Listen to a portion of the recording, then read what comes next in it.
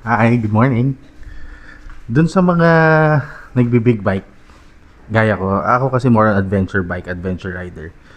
So, importante sa amin na meron kaming saddle bag. So, ito, nabili ko siya online, yung Rhino Walk. Pero siguro mga last year or 2 years ago. Ito yung soft type. So, pag wala siyang laman, kita nyo medyo soggy yung dating niya. So, may nakita ako sa internet, sa YouTube, kaka-research ko. Pwede mo siya lagyan ng PPF na plastic or in my case, meron akong lumang Sintra board na hindi ginagamit. Yun yung ginamit ko. Medyo makapal to. Ayun, medyo makapal yan. So, ito gagamitin ko. So, syempre, obviously, kailangan nyo ng panukat. Kasi kailangan sukatin mo yan. Gaano ba siya kalapad? Dito, gaano kahaba? Luckily, meron na siyang matigas dito. Ito na yung naging parang base natin kung gaano siya kataas. Tapos yung lapad niya, yan, isi-stretch out mo lang. And then, kung may ruler ka, diba? Ako, in my case, ito ginamit ko. Sinukat ko siya. Maswerte lang kasi yung all three sides, 1, 2, and 3, is parehas lang yung sukat niya. So, ito nakapag-cut na ako. So, this we can use as base. Kaya kung titingnan nyo siya, kung sinukat ko na siya kanina, medyo nag-square na siya.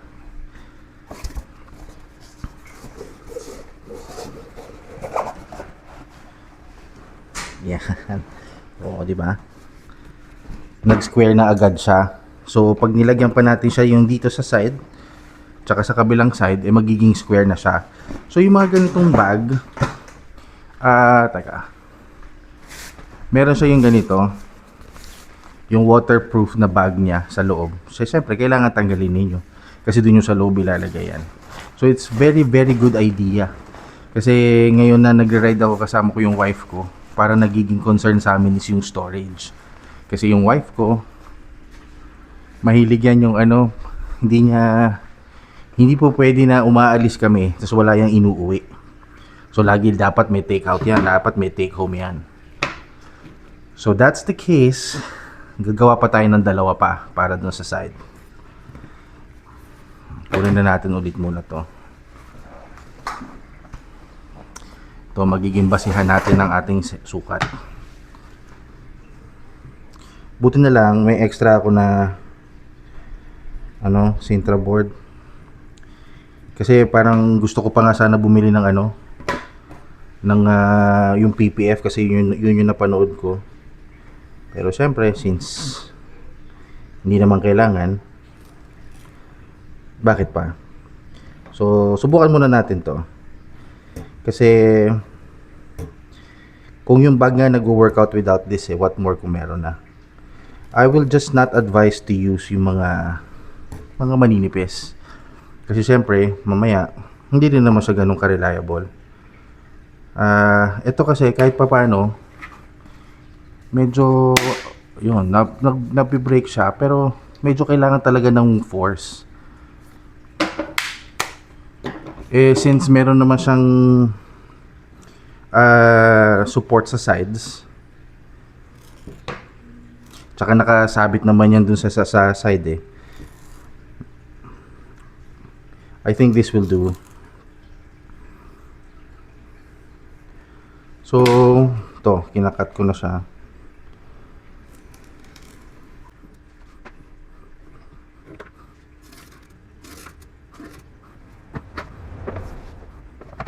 Sorry, wala akong cutter, hindi ko mahanap Hindi naman siya ganun ka necessary for this one.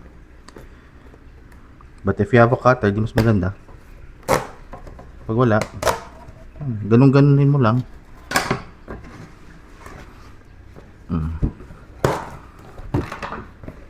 Tanggal na yung isa.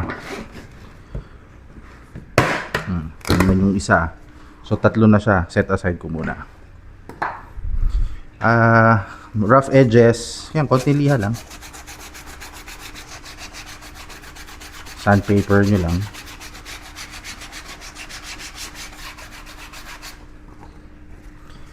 Para kahit hindi siya nakikita, medyo Disente naman siya, di ba? Huwag naman natin ibara-bara kasi tayo naman ang gumagamit yan. Ito na nga lang yung gagawin natin eh. Do it once, do it right.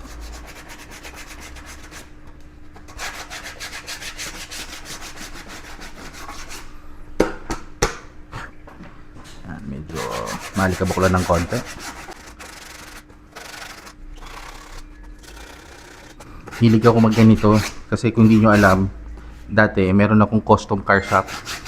Kukustomize ako ng mga kotse, mga sinasali namin sa car show. Malaki yun, TMC, The Master of Custom, baka narinig nyo na. So mahilig ako sa mga ganito, yung mga DIY, mga ganyan. But syempre, it's been a while since ginawa ko yon. Pero yan, kumpleto pa rin naman ako lahat sa gamit. So once na na-fit ko na siya, ang ganito magiging itsura niya. Yan. 'Di ba? Mamaya kakabit natin. Hindi ko na kailangan i-measure kasi sukat naman na 'yan. Meron ako nito. Butterfly hinge na maliit.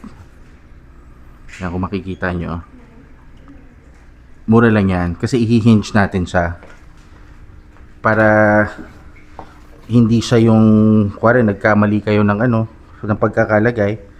Pag nagkamali kayo ng pagkakalagay, mag-overlap, gaganon siya. Hindi, so i-hinge natin siya. Pero sige na nga, sukatin na nga natin. Ayun muna natin yung ilalim.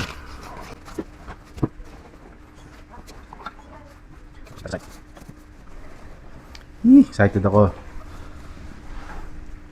And on the last side. Yan. Ha!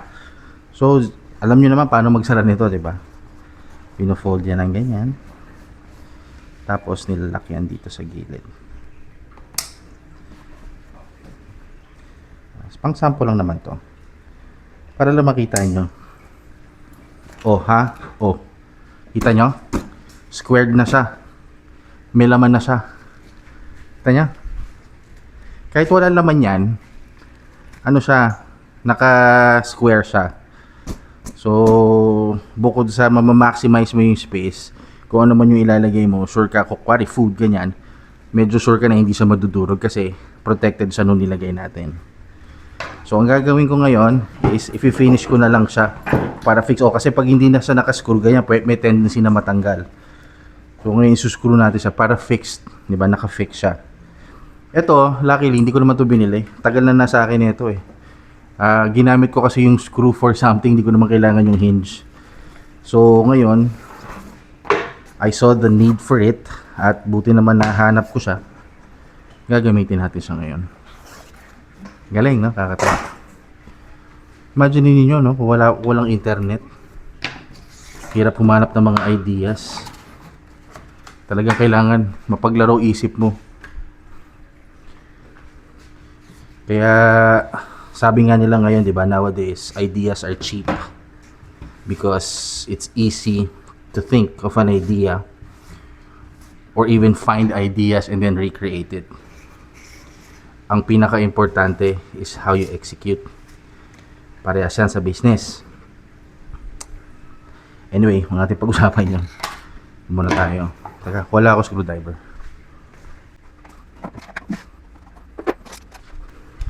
Ito na lang gagamitin ko. Maliit kasi maliit lang naman yung screw. Walang punasan yung mga screwdriver ko. Yan, pwede na ito. So ito, napaka-basic naman nito, di ba? And you don't really need force or pressure to use it or screw it kasi sintra board lang naman to. Oh, sakto. Daming tornilyo. Yan. Focus mo lang sa. Sakto lang guys. So yung ilalim ito. Tapos yung side. So supposed to hinge like that door. So siya nagkakaroon dito po. Pero hindi nakakarating. So yun. Hindi natin natin yung PDF yung basketboard. Pero this is reason. But for now, I'm going to use this. So, no.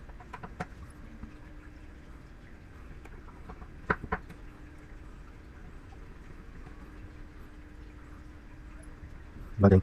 Sakit ko yung sa okay, 1 inch lang. 1 more go. Ayan. So hindi pala siya sakto. Na-screw ko pala siya rin sa kahoy. Maliit lang. Very small. See? You see the logic. So now it won't move, it won't go around. Kasi naka-fix siya with the other. So ganito yung tsura niya.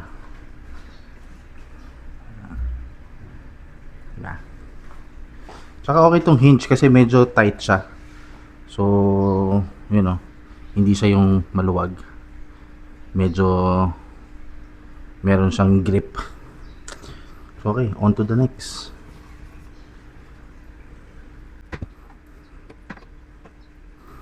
Siyempre, alam naman natin na yung mga ganitong klaseng saddlebags, hindi rin naman talaga advisable na maglalagay kayo ng mga sobrang bibigat. Talagang ano lang to, extra clothes, light materials, yung mga gears ninyo, diba? Diba? Very good. Na-screw na naman sa lamesa. So, kami naman kasi like yung wife ko, pagka nag-ride kami, usually naman na tinitake out lang yan is food. Di naman yan bumibili ng mga mabibigat. Kaya, yung ganito, tama lang. Extra clothes, syempre. Di mo alam kung kailan ka papawisan ng husto. O baka marumihan ka. Umulan na malakas. Lalagyan ng mga kapote. Noon. Ang maganda lang kasi, at least, medyo ano yung storage mo, di ba? Box top siya, ika nga. Hindi siya yung, hindi siya yung saggy. Ako kasi pag saggy, parang ang hirap lagyan ng gamit. Tapos, parang napakaingat mo dapat kasi feeling mo masisira siya. Teka, may extra ako screw dito. Try ko na lang. Buti na lang kasya.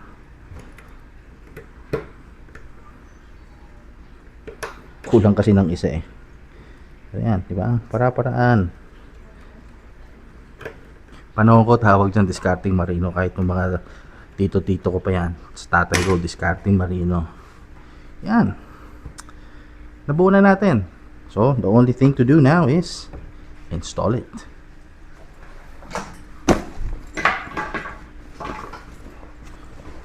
So, ideally, unahin natin yung ilalim.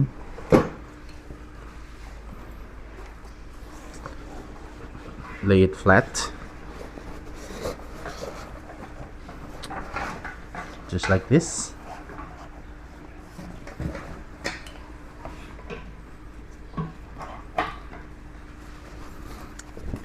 And then, iaangat ngayon natin ang kanyang mga side. Yo! Kaka-excite. There you go, guys. O, diba? Kalahin mo yun.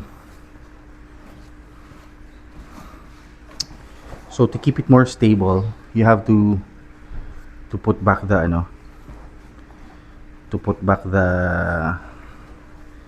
waterproof bag. Kasi that's gonna keep it inside. But for the video tutorial or purposes, this is how it's going to look. Siyempre, pag may gamit naman yan sa loob, it will push it on the sides. Pero ang purpose ko kasi dito is yung ganyan. Diba? Yung boxed up siya.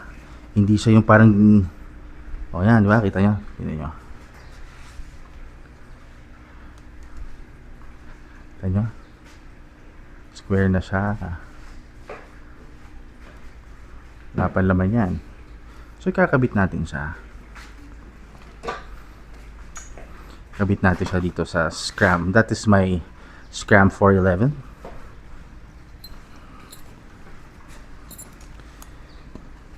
Hindi ko na ikakabit ng buo ha. Yung lock lang dito. Para lang, oh yan. See? Kita nyo?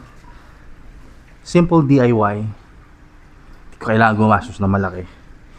But then again, gawa mo siya. So yun lang, sana nakatulong ako sa inyo. Post ko na lang dito yung after pag naibalik ko yung yung water resistant bag. Okay? Bye.